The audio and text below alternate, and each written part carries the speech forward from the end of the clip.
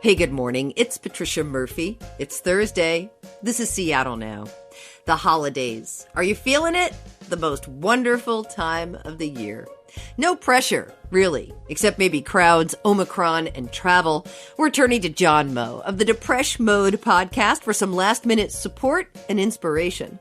But first, some headlines. Take a breath. Parents, Seattle Public Schools says it's preparing for the possibility of going back to remote learning next month. Just a possibility for now. School officials say the plan is still to reopen in person after winter break, but they're keeping an eye on things as Omicron plays out.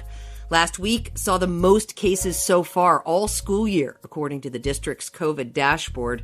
They're recommending all students get tested before coming back on January 3rd. The city's frontline grocery workers will hold on to their pandemic hazard pay for a while longer. It was set to expire after the city council voted 8-0 last week to end the program, which directed employers to pay an extra $4 an hour. But yesterday, Mayor Durkin announced she'll veto that decision, citing a spike in cases as the Omicron variant surges. The council has the votes to override the veto, but signaled that it'll leave the hazard pay in place. Meanwhile, the grocery industry kept up its criticism of the idea, saying it's not fair to single them out as being unsafe since there aren't any outbreaks tied to their stores. And snow or no snow, it is about to get cold. National Weather Service says we're in for a long run of freezing temperatures for about a week, starting on Christmas Day. Lows could be in the 20s or maybe even teens. As for the snow, they say the best shot is Saturday through Sunday night, maybe an inch or two in the Seattle area. Well, we're just a day away from pandemic Christmas Eve number 2. And like the last one, unfortunately, here we all are again, doing our best to make it through another weird, complicated holiday season. Not where we'd hoped we'd be. Thanks, Omicron. Even a plain old non-pandemic Christmas is a bit of an emotional grab bag for me. So this year, for a little boost in the final turn, I'm calling up John Moe, former KUOW colleague and host of the Depresh Mode podcast.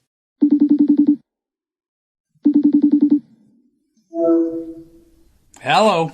Hey, John Moe. Patricia Murphy, how are you? Oh, I am much better now that I'm talking to you. How are you doing? You know, I live in Minnesota, as you know, and this is the time of year where God tries to kill us.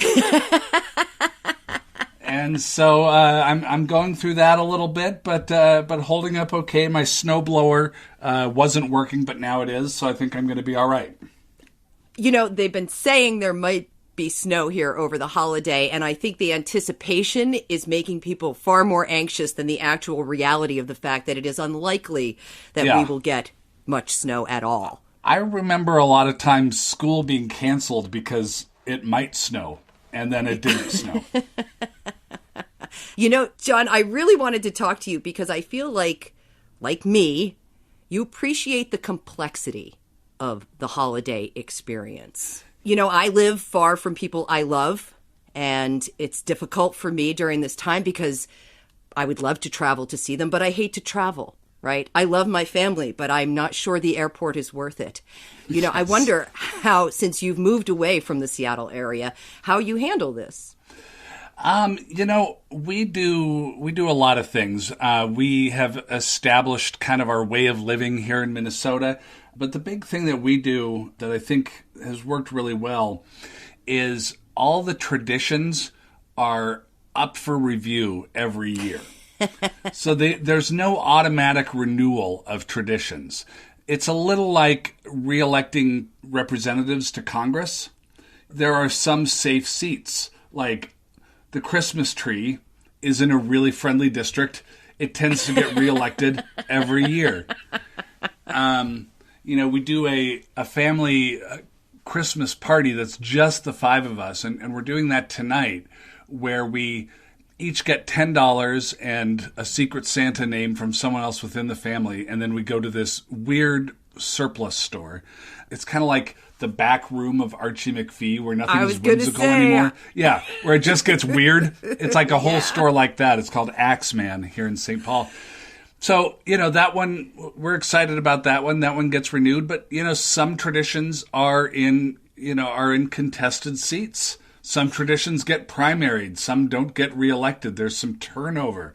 And so rather than feel bound by a tradition that no longer suits us, we reconsider. And sometimes we invent new traditions that last for years or are a one-year only thing. So it's dynamic. We did a walk in the woods one year, which seemed very pastoral, but love that.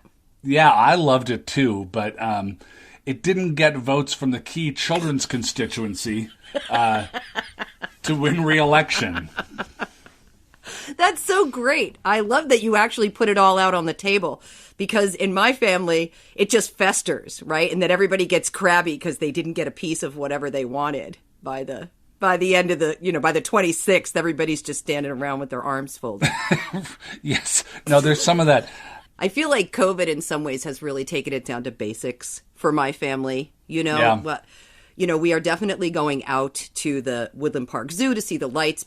But everything else, I feel like, I don't know. I don't feel totally comfortable. I'm not completely motivated. The meal, haven't even decided on what we're eating yet.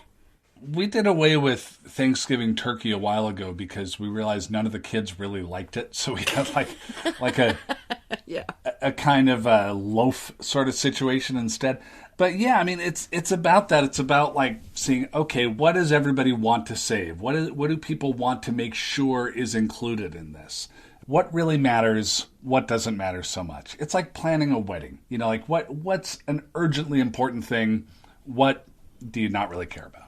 Yeah, well, and of course, like weddings, the higher the expectations, the more likely it is to just become a complete disaster that doesn't meet your expectations. So, yes, in the Murphy Crumpacker house, we lower that bar just as much as we can. Yes. And, for me, like I said, lights, trees, and I love to surprise people with gifts. I think a lot of people, and, most of the work I do these days is built around mental health, and there's what I've discovered is a big cultural misunderstanding about the idea of perfectionism, which is I always thought if someone was a perfectionist, then they needed to make things perfect or they were just not going to be satisfied. But if they got things perfect, then they'd be fine. Not so, because things, it turns out, can never be perfect. A holiday can't be perfect, a wedding, a birthday, none of that can be perfect. And the perfectionist can't make things perfect. And so what a perfectionist is just somebody who is tremendously agitated by the natural chaotic state of the world. And so the goal of a perfectionist shouldn't be to try to make things perfect. You can't do it. But it's to maybe recognize that desire in themselves, be kind to that desire, while recognizing the world doesn't work that way. It was a huge gift to myself to let go of the holidays. I think the first time I did it was a Thanksgiving many years ago where I showed up at a house with my little potluck dish, handed it to my boyfriend, now my husband, send my regrets. I'm heading out of here, man. And it wasn't about them. I just knew that I was not going to be able to do this today for whatever reason. And I'm an introvert. Sometimes crowds do not work for me. But just recognizing that, I went home. John Moe, best Thanksgiving ever. Yeah. Hung out with myself. And it was hugely freeing. Yeah. I mean, sometimes I think to do the thing most defiant of the holiday or the shared societal traditions is so empowering and so hilarious at the same time. One cultural politician that keeps getting reelected at our house is we go downstairs to the big TV and we watch Mighty Morphin Power Rangers Christmas specials, of which there are several.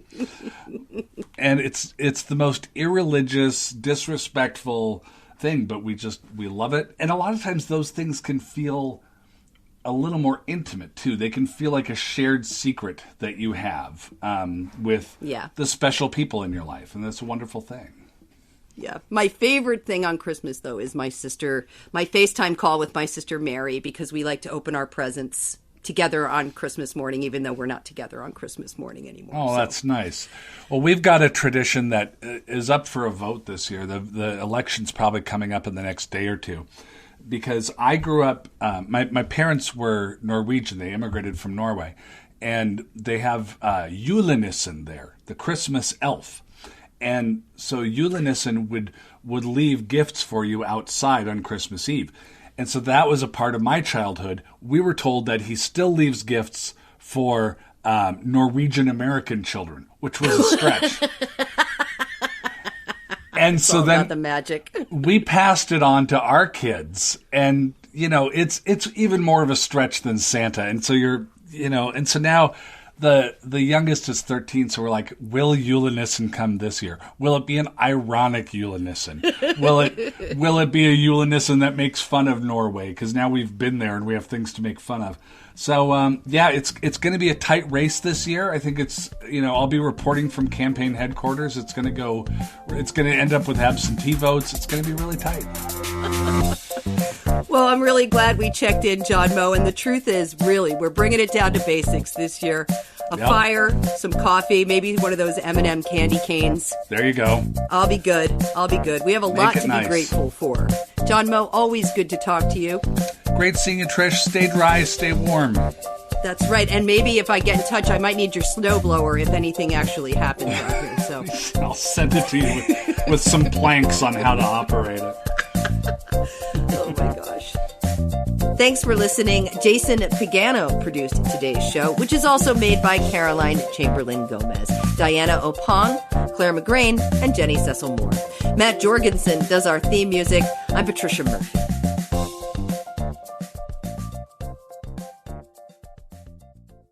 Everything you hear in this podcast is made possible by you. And we have so many ideas for 2022. If you want to hear more voices, more fact checks, and more questions answered, and more podcasts, then please make a special year-end gift to keep vital information flowing in the new year. You can donate online at KUOW.org, and thanks.